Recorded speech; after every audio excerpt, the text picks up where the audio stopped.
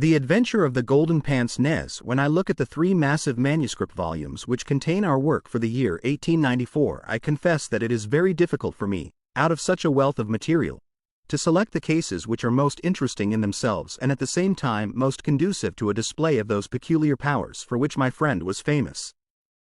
As I turn over the pages, I see my notes upon the repulsive story of the Red Leech and the terrible death of Crosby the banker. Here also I find an account of the Addleton tragedy and the singular contents of the ancient British barrow. The famous Smith-Mortimer succession case comes also within this period, and so does the tracking and arrest of Huret, the Boulevard assassin, an exploit which won for Holmes an autographed letter of thanks from the French President and the Order of the Legion of Honor. Each of these would furnish a narrative, but on the whole I am of opinion that none of them unites so many singular points of interest as the episode of Yoxley Old Place, which includes not only the lamentable death of young Willoughby Smith, but also those subsequent developments which threw so curious a light upon the causes of the crime. It was a wild, tempestuous night towards the close of November. Holmes and I sat together in silence all the evening, he engaged with a powerful lens deciphering the remains of the original inscription upon a palimpsest, I deep in a recent treatise upon surgery. Outside the wind howled down Baker Street, while the rain beat fiercely against the windows. It was strange there in the very depths of the town, with 10 miles of man's handiwork on every side of us, to feel the iron grip of nature, and to be conscious that to the huge elemental forces all London was no more than the molehills that dot the fields. I walked to the window and looked out on the deserted street. The occasional lamps gleamed on the expanse of muddy road and shining pavement. A single cab was splashing its way from the Oxford Street end. "Well, Watson, it's as well we have not to turn out tonight," said Holmes, laying aside his lens and rolling up the palimpsest. "I've done enough for one sitting. It is trying work for the eyes. So far as I can make out, it is nothing more exciting than an abbey's accounts dating from the second half of the 15th century. Halloa! Halloa! Halloa! What's this?" Amid the droning of the wind there had come the stamping of a horse's hoofs and the long grind of a wheel as it rasped against the curb. The cab which I had seen had pulled up at our door. "What can he want?" I ejaculated, as a man stepped out of it. "Want? He wants us. And we, my poor Watson, want overcoats and cravats and galoshes, and every aid that man ever invented to fight the weather. Wait a bit, though. There's the cab off again. There's hope yet. He'd have kept it if he had wanted us to come. Run down, my dear fellow, and open the door, for all virtuous folk have been long in bed." When the light of the hall lamp fell upon our midnight visitor, I had no difficulty in recognizing him. It was young Stanley Hopkins, a promising detective, in whose career Holmes had several times shown a very practical interest. "Is he in?" he asked, eagerly. "Come up, my dear sir," said Holmes's voice from above. "I hope you have no designs upon us on such a night as this." The detective mounted the stairs, and our lamp gleamed upon his shining waterproof. I helped him out of it while Holmes knocked a blaze out of the logs in the grate. "Now, my dear Hopkins, draw up and warm your toes," said he. "Here's a cigar, and the doctor has a prescription containing hot water and a lemon, which is good medicine on a night like this. It must be something important which has brought you out in such a gale." "It is indeed, Mr. Holmes. I've had a bustling afternoon, I promise you. Did you see anything of the Yoxley case in the latest editions?" "I've seen nothing later than the 15th century today." "Well, it was only a paragraph, and all wrong at that, so you have not missed anything. I haven't let the grass grow under my feet. It's down in Kent, 7 miles from Chatham and 3 from the railway line. I was wired for at 3:15, reached Yoxley Old Place at 5, conducted my investigation, was back at Charing Cross by the last train, and straight to you by cab. Which means, I suppose, that you are not quite clear about your case." "It means that I can make neither head nor tail of it. So far as I can see, it is just as tangled a business as ever I handled, and yet at first it seemed so simple that one couldn't go wrong. There's no motive, Mr. Holmes. That's what bothers me. I can't put my hand on a motive. Here's a man dead. There's no denying that. But, so far as I can see, no reason on earth why anyone should wish him harm." Holmes lit his cigar and leaned back in his chair. "Let us hear about it," said he. "I've got my facts pretty clear," said Stanley Hopkins. "All I want now is to know what they all mean. The story, so far as I can make it out, is like this. Some years ago, this country house, Yoxley Old Place, was taken by an elderly man, who gave the name of Professor Coram. He was an invalid, keeping his bed half the time, and the other half hobbling round the house with a stick or being pushed about the grounds by the gardener in a bath chair. He was well liked by the few neighbors who called upon him, and he has the reputation down there of being a very learned man. His household used to consist of an elderly housekeeper, Mrs. Marker, and of a maid, Susan Tarleton. These have both been with him since his arrival, and they seem to be women of excellent character. The professor is writing a learned book, and he found it necessary about a year ago to engage a secretary. The first two that he tried were not successes, but the third, Mr. Willoughby Smith, a very young man straight from the university, seems to have been just what his employer wanted. His work consisted in writing all the morning to the professor's dictation, and he usually spent the evening in hunting up references and passages which bore upon the next day's work. This Willoughby Smith has nothing against him either as a boy at Uppingham or as a young man at Cambridge. I have seen his testimonials, and from the first he was a decent, quiet, hard-working fellow, with no weak spot in him at all. And yet this is the lad who has met his death this morning in the professor's study under circumstances which can point only to murder. The wind howled and screamed at the windows. Holmes and I drew closer to the fire while the young inspector slowly and point by point developed his singular narrative. "If you were to search all England," said he, "I don't suppose you could find a household more self-contained or free from outside influences. Whole weeks would pass and not one of them go past the garden gate. The professor was buried in his work and existed for nothing else. Young Smith knew nobody in the neighborhood, and lived very much as his employer did. The two women had nothing to take them from the house. Mortimer the gardener, who wheels the bath chair, is an army pensioner, an old Crimean man of excellent character. He does not live in the house, but in a 3-roomed cottage at the other end of the garden. Those are the only people that you would find within the grounds of Yoxley Old Place. At the same time, the gate of the garden is 100 yards from the main London to Chatham Road. It opens with a latch, and there is nothing to prevent anyone from walking in. Now I will give you the evidence of Susan Tarleton, who is the only person who can say anything positive about the matter. It was in the forenoon, between 11 and 12. She was engaged at the moment in hanging some curtains in the upstairs front bedroom. Professor Coram was still in bed, for when the weather is bad he seldom rises before midday. The housekeeper was busied with some work in the back of the house. Willoughby Smith had been in his bedroom, which he uses as a sitting room, but the maid heard him at that moment pass along the passage and descend to the study immediately below her. She did not see him, but she says that she could not be mistaken in his quick, firm tread. She did not hear the study door close, but a minute or so later there was a dreadful cry in the room below. It was a wild, hoarse scream, so strange and unnatural that it might have come either from a man or a woman. At the same instant there was a heavy thud, which shook the old house, and then all was silence. The maid stood petrified for a moment, and then, recovering her courage, she ran downstairs. The study door was shut, and she opened it. Inside, young Mr. Willoughby Smith was stretched upon the floor. At first she could see no injury, but as she tried to raise him she saw that blood was pouring from the underside of his neck.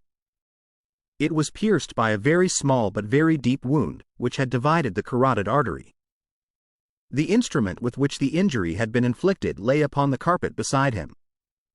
It was one of those small sealing wax knives to be found on old-fashioned writing tables, with an ivory handle and a stiff blade. It was part of the fittings of the professor's own desk. At first the maid thought that young Smith was already dead, but on pouring some water from the carafe over his forehead he opened his eyes for an instant.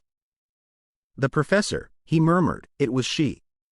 The maid is prepared to swear that those were the exact words. He tried desperately to say something else, and he held his right hand up in the air. Then he fell back dead. In the meantime, the housekeeper had also arrived upon the scene, but she was just too late to catch the young man's dying words. Leaving Susan with the body, she hurried to the professor's room. He was sitting up in bed, horribly agitated, for he had heard enough to convince him that something terrible had occurred. Mrs. Marker is prepared to swear that the professor was still in his night clothes, and, indeed, it was impossible for him to dress without the help of Mortimer, whose orders were to come at 12 o'clock. The professor declares that he heard the distant cry, but that he knows nothing more. He can give no explanation of the young man's last words, the professor, it was she, but imagines that they were the outcome of delirium. He believes that Willoughby Smith had not an enemy in the world, and can give no reason for the crime. His first action was to send Mortimer the gardener for the local police. A little later the chief constable sent for me. Nothing was moved before I got there, and strict orders were given that no one should walk upon the paths leading to the house. It was a splendid chance of putting your theories into practice, Mr. Sherlock Holmes. There was really nothing wanting. Except Mr. Sherlock Holmes, said my companion, with a somewhat bitter smile. Well, let us hear about it. What sort of job did you make of it? I must ask you first, Mr. Holmes, to glance at this rough plan, which will give you a general idea of the position of the professor's study and the various points of the case. It will help you in following my investigation. He unfolded the rough chart, which I here reproduce, and he laid it across Holmes's knee. I rose, and, standing behind Holmes, I studied it over his shoulder. It is very rough, of course, and it only deals with the points which seem to me to be essential. All the rest you will see later for yourself. Now, first of all, presuming that the assassin entered the house, how did he or she come in? Undoubtedly by the garden path and the back door, from which there is direct access to the study. Any other way would have been exceedingly complicated. The escape must have also been made along that line, for of the two other exits from the room one was blocked by Susan as she ran downstairs and the other leads straight to the professor's bedroom. I therefore directed my attention at once to the garden path, which was saturated with recent rain and would certainly show any footmarks. My examination showed me that I was dealing with a cautious and expert criminal. No footmarks were to be found on the path. There could be no question, however, that someone had passed along the grass border which lines the path, and that he had done so in order to avoid leaving a track. I could not find anything in the nature of a distinct impression, but the grass was trodden down and someone had undoubtedly passed. It could only have been the murderer, since neither the gardener nor anyone else had been there that morning and the rain had only begun during the night. One moment, said Holmes. Where does this path lead to? To the road. How long is it? 100 yards or so. At the point where the path passes through the gate you could surely pick up the tracks? Unfortunately, the path was tiled at that point. Well, on the road itself? No, it was all trodden into mire. Tut tut. Well, then, these tracks upon the grass, were they coming or going? It was impossible to say. There was never any outline. A large foot or a small? You could not distinguish. Holmes gave an ejaculation of impatience. It has been pouring rain and blowing a hurricane ever since, said he. It will be harder to read now than that palimpsest. Well, it can't be helped. What did you do, Hopkins, after you had made certain that you had made certain of nothing? I think I made certain of a good deal, Mr. Holmes. I knew that someone had entered the house cautiously from without. I next examined the corridor. It is lined with coconut matting and had taken no impression of any kind. This brought me into the study itself. It is a scantily furnished room. The main article is a large writing table with a fixed bureau. This bureau consists of a double column of drawers with a central small cupboard between them. The drawers were open, the cupboard locked. The drawers, it seems, were always open, and nothing of value was kept in them. There were some papers of importance in the cupboard, but there were no signs that this had been tampered with, and the professor assures me that nothing was missing. It is certain that no robbery has been committed. I come now to the body of the young man. It was found near the bureau, and just to the left of it, as marked upon that chart. The stab was on the right side of the neck and from behind forwards, so that it is almost impossible that it could have been self-inflicted. Unless he fell upon the knife, said Holmes. Exactly. The idea crossed my mind. But we found the knife some feet away from the body, so that seems impossible. Then, of course, there are the man's own dying words. And, finally, there was this very important piece of evidence which was found clasped in the dead man's right hand. From his pocket Stanley Hopkins drew a small paper packet. He unfolded it and disclosed a golden pince-nez, with 2 broken ends of black silk cord dangling from the end of it. Willoughby Smith had excellent sight, he added. There can be no question that this was snatched from the face or the person of the assassin. Sherlock Holmes took the glasses into his hand and examined them with the utmost attention and interest. He held them on his nose, endeavored to read through them, went to the window and stared up the street with them, looked at them most minutely in the full light of the lamp, and finally, with a chuckle, seated himself at the table and wrote a few lines upon a sheet of paper, which he tossed across to Stanley Hopkins. That's the best I can do for you, said he. It may prove to be of some use. The astonished detective read the note aloud. It ran as follows: Wanted, a woman of good address, attired like a lady. She has a remarkably thick nose, with eyes which are set close upon either side of it.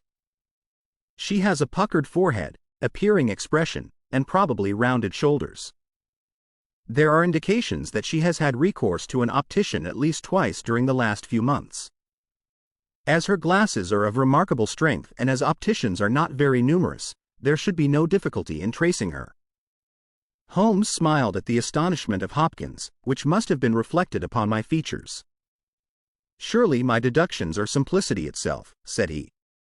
It would be difficult to name any articles which afford a finer field for inference than a pair of glasses, especially so remarkable a pair as these. That they belong to a woman I infer from their delicacy, and also, of course, from the last words of the dying man. As to her being a person of refinement and well-dressed, they are, as you perceive, handsomely mounted in solid gold, and it is inconceivable that anyone who wore such glasses could be slatternly in other respects. You will find that the clips are too wide for your nose, showing that the lady's nose was very broad at the base. This sort of nose is usually a short and coarse one, but there are a sufficient number of exceptions to prevent me from being dogmatic or from insisting upon this point in my description. My own face is a narrow one, and yet I find that I cannot get my eyes into the center, or near the center, of these glasses. Therefore the lady's eyes are set very near to the sides of the nose. You will perceive, Watson, that the glasses are concave and of unusual strength. A lady whose vision has been so extremely contracted all her life is sure to have the physical characteristics of such vision, which are seen in the forehead, the eyelids, and the shoulders. Yes, I said, I can follow each of your arguments. I confess, however, that I am unable to understand how you arrive at the double visit to the optician. Holmes took the glasses in his hand. You will perceive, he said, that the clips are lined with tiny bands of cork to soften the pressure upon the nose. One of these is discolored and worn to some slight extent, but the other is new. Evidently one has fallen off and been replaced. I should judge that the older of them has not been there more than a few months. They exactly correspond, so I gather that the lady went back to the same establishment for the second. By George, it's marvelous! Cried Hopkins, in an ecstasy of admiration. To think that I had all that evidence in my hand and never knew it. I had intended, however, to go the round of the London opticians. Of course you would. Meanwhile, have you anything more to tell us about the case? Nothing, Mr. Holmes. I think that you know as much as I do now, probably more. We have had inquiries made as to any stranger seen on the country roads or at the railway station. We have heard of none. What beats me is the utter want of all object in the crime. Not a ghost of a motive can anyone suggest. Ah! There, I am not in a position to help you. But I suppose you want us to come out tomorrow? If it is not asking too much, Mr. Holmes. There's a train from Charing Cross to Chatham at 6 in the morning, and we should be at Yoxley Old Place between 8 and 9. Then we shall take it. Your case has certainly some features of great interest, and I shall be delighted to look into it. Well, it's nearly 1, and we had best get a few hours' sleep. I dare say you can manage all right on the sofa in front of the fire. I'll light my spirit lamp and give you a cup of coffee before we start. The gale had blown itself out next day, but it was a bitter morning when we started upon our journey. We saw the cold winter sun rise over the dreary marshes of the Thames and the long, sullen reaches of the river, which I shall ever associate with our pursuit of the Andaman Islander in the earlier days of our career. After a long and weary journey, we alighted at a small station some miles from Chatham. While a horse was being put into a trap at the local inn, we snatched a hurried breakfast, and so we were all ready for business when we at last arrived at Yoxley Old Place. A constable met us at the garden gate. Well, Wilson, any news? No, sir, nothing. No reports of any stranger seen? No, sir. Down at the station they are certain that no stranger either came or went yesterday. Have you had inquiries made at inns and lodgings? Yes, sir. There is no one that we cannot account for. Well, it's only a reasonable walk to Chatham. Anyone might stay there, or take a train without being observed.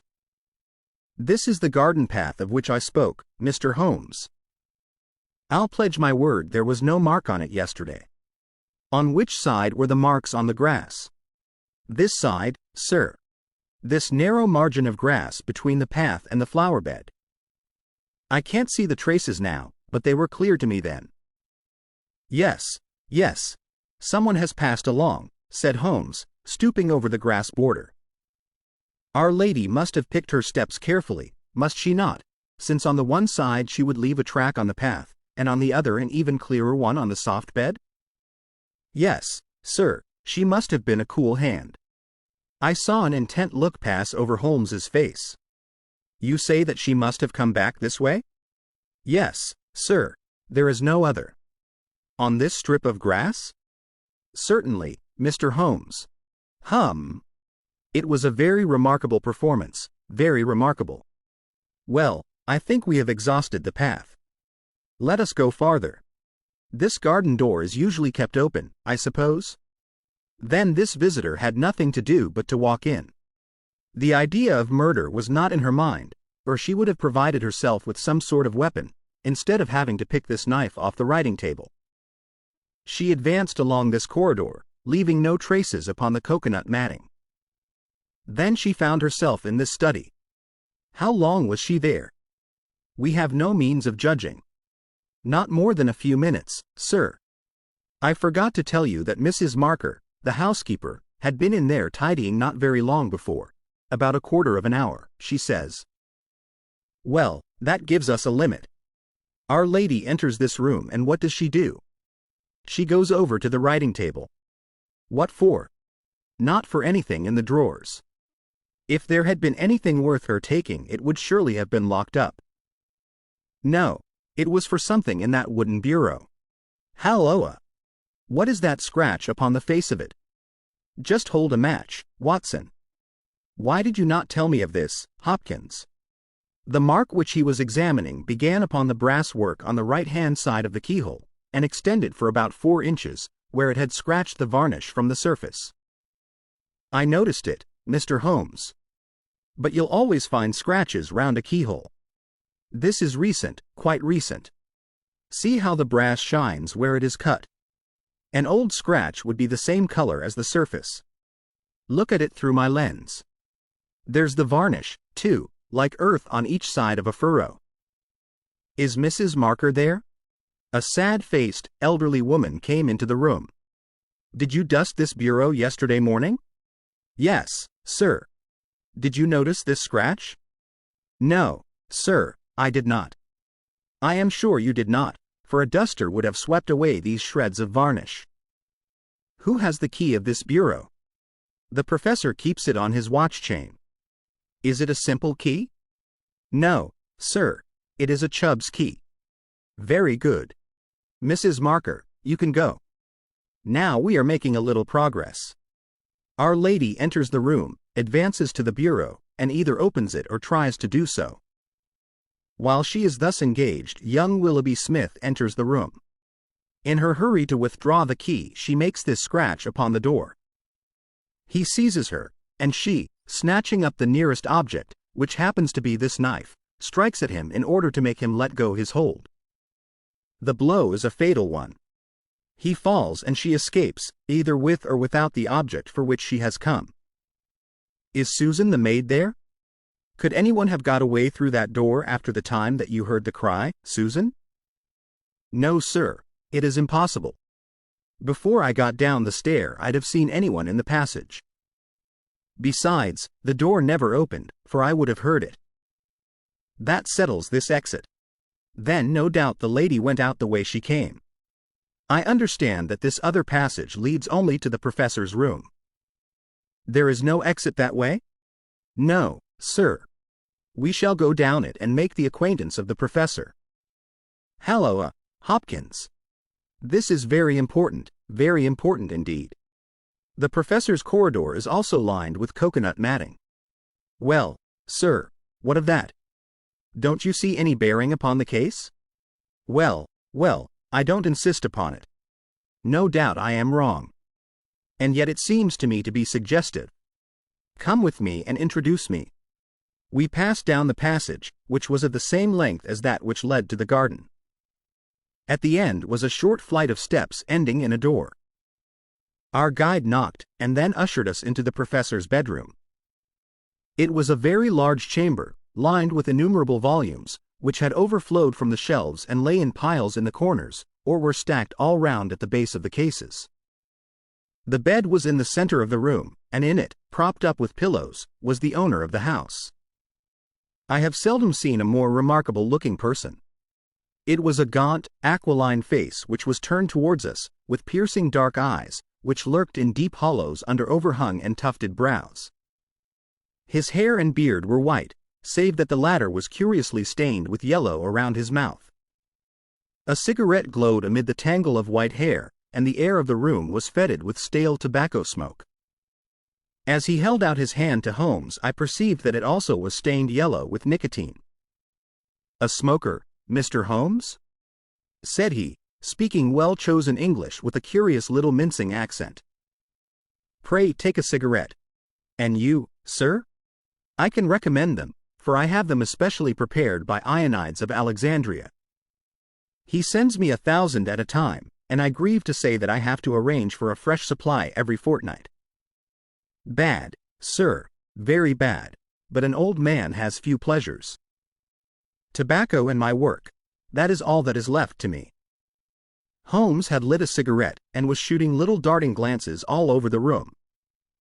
"Tobacco and my work, but now only tobacco," the old man exclaimed. "Alas! What a fatal interruption! Who could have foreseen such a terrible catastrophe? So estimable a young man! I assure you that after a few months' training he was an admirable assistant. What do you think of the matter, Mr. Holmes? I have not yet made up my mind. I shall indeed be indebted to you if you can throw a light where all is so dark to us. To a poor bookworm and invalid like myself such a blow is paralyzing. I seem to have lost the faculty of thought. But you are a man of action, you are a man of affairs. It is part of the everyday routine of your life. You can preserve your balance in every emergency. We are fortunate indeed in having you at our side." Holmes was pacing up and down one side of the room whilst the old professor was talking. I observed that he was smoking with extraordinary rapidity. It was evident that he shared our host's liking for the fresh Alexandrian cigarettes. "Yes, sir, it is a crushing blow," said the old man. "That is my magnum opus, the pile of papers on the side table yonder. It is my analysis of the documents found in the Coptic monasteries of Syria and Egypt, a work which will cut deep at the very foundations of revealed religion. With my enfeebled health, I do not know whether I shall ever be able to complete it now that my assistant has been taken from me. Dear me, Mr. Holmes. Why, you are even a quicker smoker than I am myself. Holmes smiled. I am a connoisseur, said he, taking another cigarette from the box, his fourth, and lighting it from the stub of that which he had finished. I will not trouble you with any lengthy cross-examination, Professor Coram, since I gather that you were in bed at the time of the crime and could know nothing about it. I would only ask this. What do you imagine that this poor fellow meant by his last words? The professor, it was she. The professor shook his head. Susan is a country girl, said he, and you know the incredible stupidity of that class. I fancy that the poor fellow murmured some incoherent delirious words, and that she twisted them into this meaningless message. I see. You have no explanation yourself of the tragedy? Possibly an accident. Possibly, I only breathe it among ourselves, a suicide. Young men have their hidden troubles, some affair of the heart, perhaps, which we have never known. It is a more probable supposition than murder. But the eyeglasses? Ah! I am only a student, a man of dreams. I cannot explain the practical things of life. But still, we are aware, my friend, that love gauges may take strange shapes. By all means, take another cigarette. It is a pleasure to see anyone appreciate them so. A fan, a glove, glasses. Who knows what article may be carried as a token or treasured when a man puts an end to his life? This gentleman speaks of footsteps in the grass, but, after all, it is easy to be mistaken on such a point. As to the knife, it might well be thrown far from the unfortunate man as he fell. It is possible that I speak as a child, but to me it seems that Willoughby Smith has met his fate by his own hand.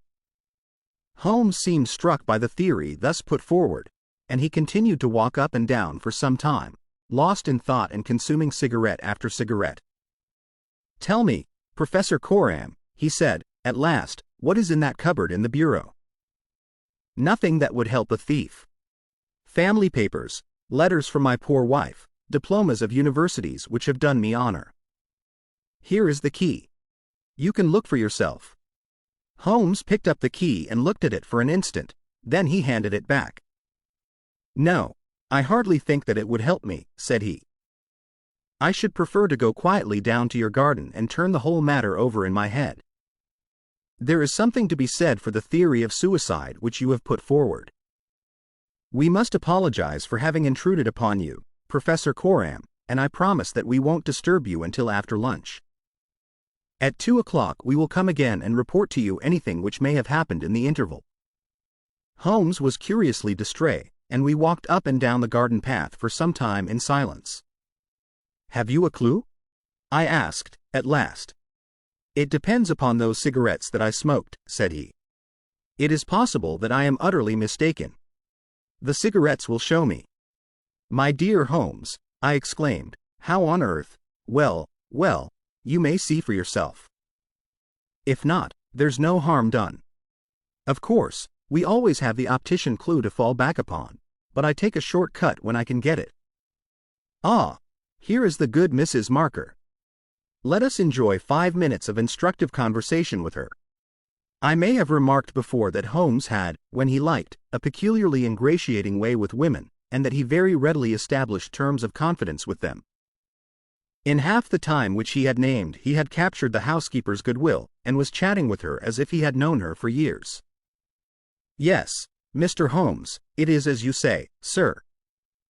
He does smoke something terrible. All day and sometimes all night, sir. I've seen that room of a morning. Well, sir, you'd have thought it was a London fog. Poor young Mr. Smith, he was a smoker also, but not as bad as the professor. His health. Well, I don't know that it's better nor worse for the smoking. Ah, said Holmes, but it kills the appetite. Well, I don't know about that, sir. I suppose the professor eats hardly anything? Well, he is variable. I'll say that for him. I'll wager he took no breakfast this morning, and won't face his lunch after all the cigarettes I saw him consume. Well, you're out there, sir, as it happens, for he ate a remarkable big breakfast this morning. I don't know when I've known him make a better one, and he's ordered a good dish of cutlets for his lunch. I'm surprised myself, for since I came into that room yesterday and saw young Mr. Smith lying there on the floor, I couldn't bear to look at food.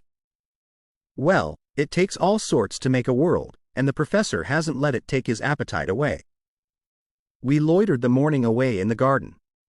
Stanley Hopkins had gone down to the village to look into some rumors of a strange woman who had been seen by some children on the Chatham Road the previous morning. As to my friend, all his usual energy seemed to have deserted him. I had never known him handle a case in such a half-hearted fashion. Even the news brought back by Hopkins that he had found the children and that they had undoubtedly seen a woman exactly corresponding with Holmes's description, and wearing either spectacles or eyeglasses, failed to rouse any sign of keen interest. He was more attentive when Susan, who waited upon us at lunch, volunteered the information that she believed Mr. Smith had been out for a walk yesterday morning, and that he had only returned half an hour before the tragedy occurred. I could not myself see the bearing of this incident, but I clearly perceived that Holmes was weaving it into the general scheme which he had formed in his brain. Suddenly he sprang from his chair and glanced at his watch. 2:00, gentlemen, said he. We must go up and have it out with our friend the professor. The old man had just finished his lunch, and certainly his empty dish bore evidence to the good appetite with which his housekeeper had credited him. He was, indeed, a weird figure as he turned his white mane and his glowing eyes towards us. The eternal cigarette smoldered in his mouth.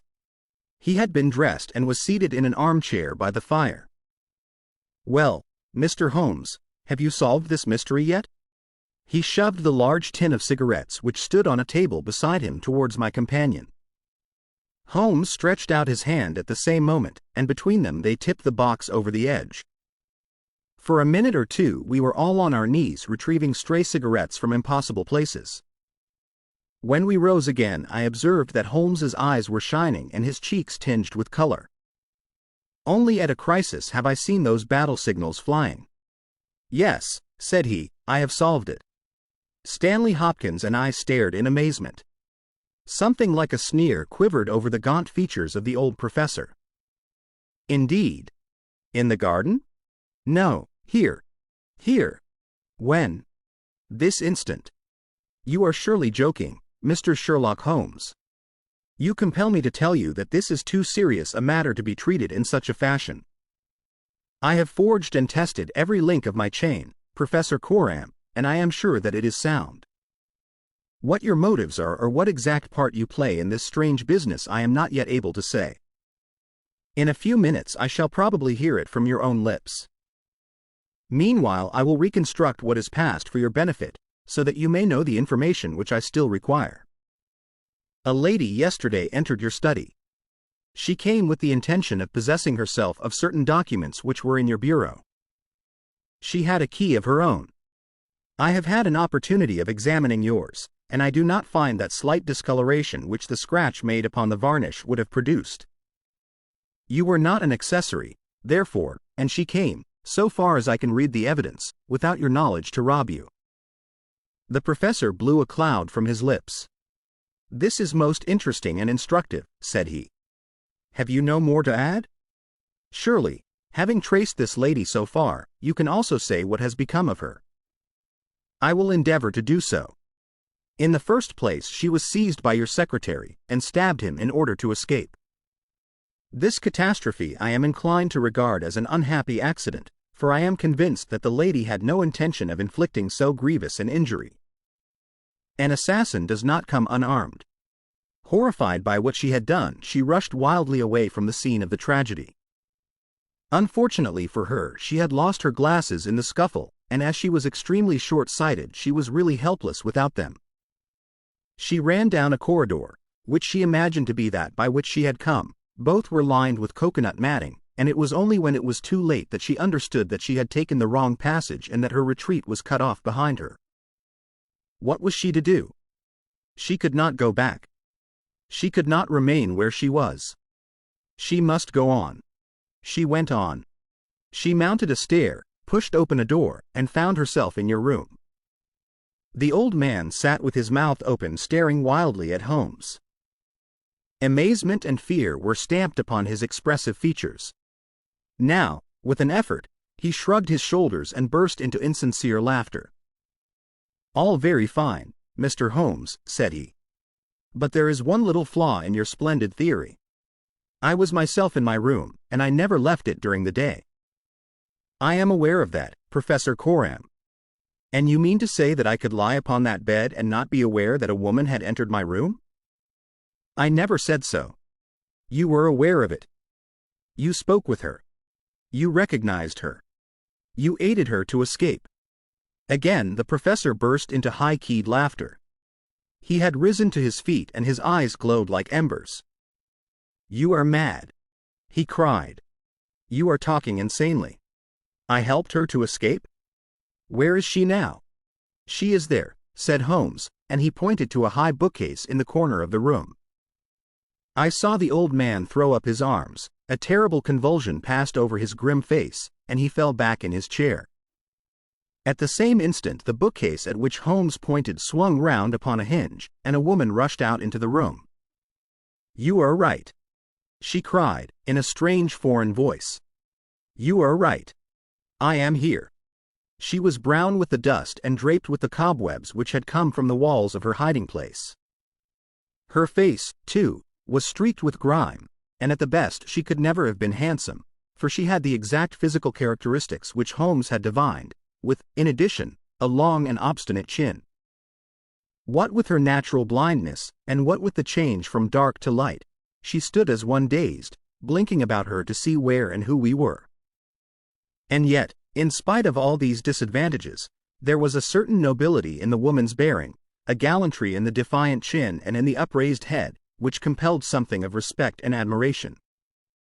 Stanley Hopkins had laid his hand upon her arm and claimed her as his prisoner, but she waved him aside gently, and yet with an overmastering dignity which compelled obedience. The old man lay back in his chair, with a twitching face, and stared at her with brooding eyes. "Yes, sir, I am your prisoner," she said. "From where I stood I could hear everything, and I know that you have learned the truth. I confess it all. It was I who killed the young man.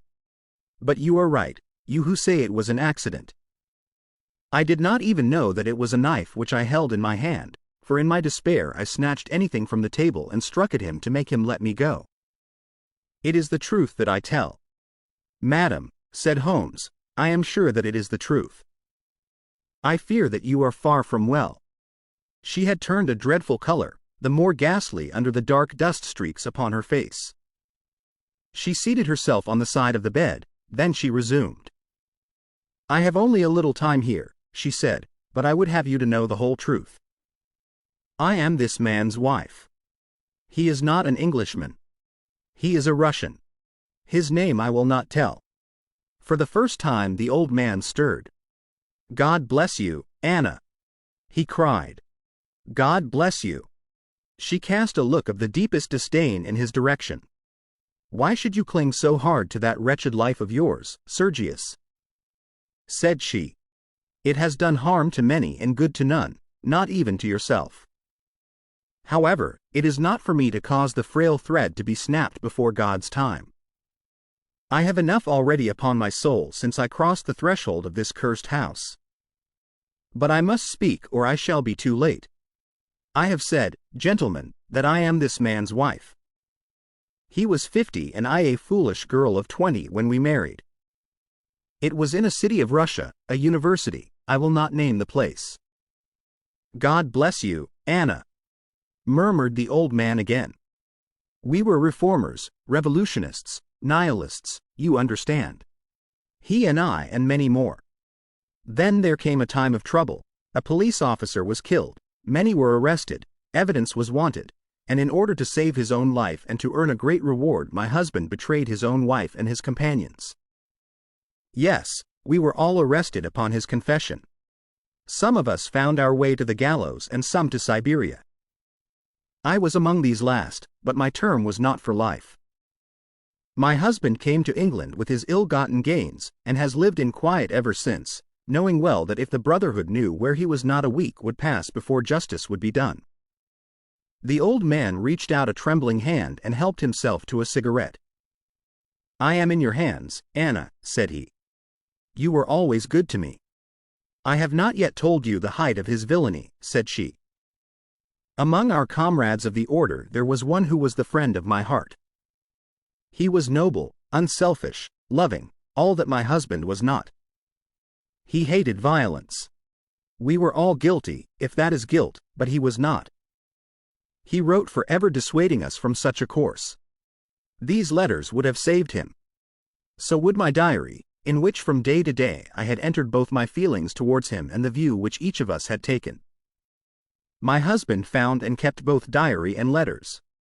He hid them, and he tried hard to swear away the young man's life. In this he failed, but Alexis was sent a convict to Siberia, where now, at this moment, he works in a salt mine. Think of that, you villain, you villain.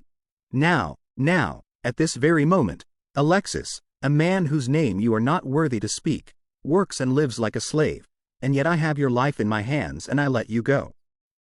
"You were always a noble woman, Anna," said the old man, puffing at his cigarette. She had risen, but she fell back again with a little cry of pain. "I must finish," she said. "When my term was over, I set myself to get the diary and letters which, if sent to the Russian government, would procure my friend's release. I knew that my husband had come to England.